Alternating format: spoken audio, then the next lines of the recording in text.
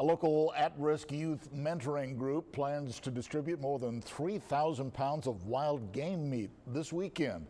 The group Fish for Life Corpus Christi has been working with churches, schools, businesses, and other civic groups to identify some area families in need. Each family is going to receive a 20-pound package of professionally processed meat. The processing fee alone costs about $11,000, and that fee was donated by 4 area ranches. Fish for Life board member Will Deaton says it's a chance to offer a helping hand to people in need. I called 4 ranches and told them what we'd like to do. And this is professionally processed whitetail, axis, nilgai, and elk. And he says Fish for Life Corpus Christi is always looking for donations of both wild game and cash.